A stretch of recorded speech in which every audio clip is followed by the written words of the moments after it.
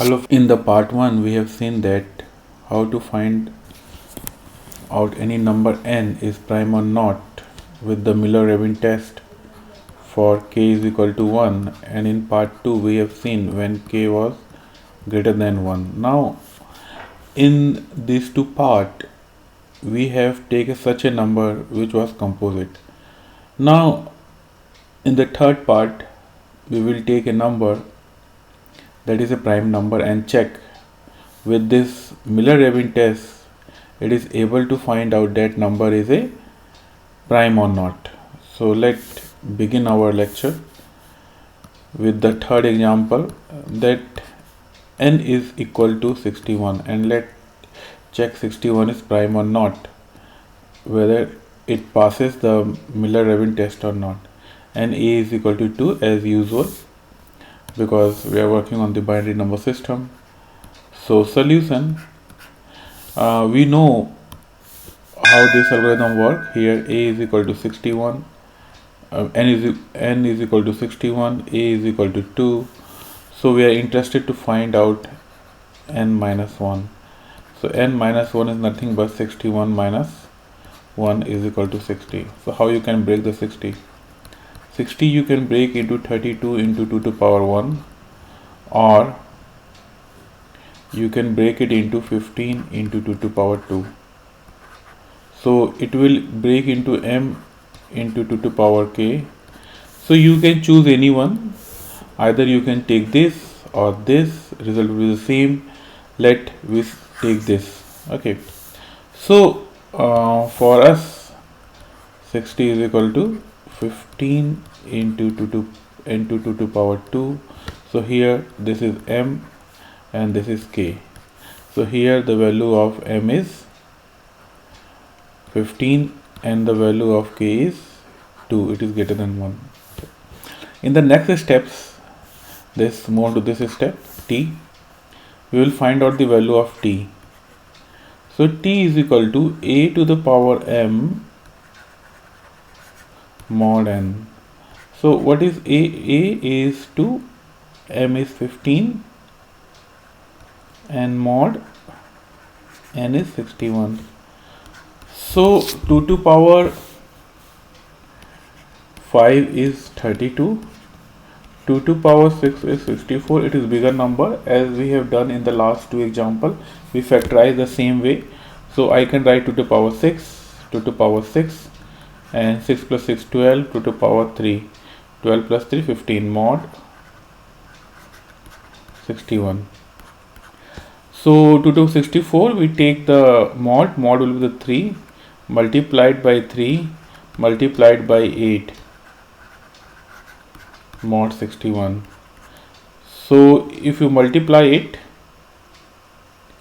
you will get 9 and 72 mod.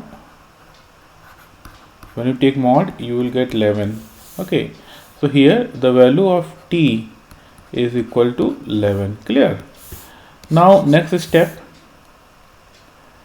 we will check it here. If the value of t is plus minus 1, if the value of t is plus minus 1, then it is a prime, but it is 11, it is not a plus minus 1. Okay, so move to the for loop. For loop will be run from I is equal to 1 to k minus 1. K is here 2, so 2 minus 1 is 1, so at least it will execute it once. So here we are interested to find out the t. Okay, so let find out t. T is equal to, in the for loop, for I is equal to 1, t square mod n. So here t square is 11 square mod n. 11 is 121 mod, and what is n? 61. Okay. So if you take the mod you will get 60. So this 60 is equivalent to, congruence to, minus 1 mod 61, minus 1 mod 61. What is meaning of congruence and this. Congruence means we take the mod with this and mod with this, we get the same result. How? Let's check whether -1 mod 61, what result you get. So if you take the -1 mod 61 -1, but the mod always having positive number. So what you will do if you get the negative, in case of negative, what you will do, you will add n plus the result.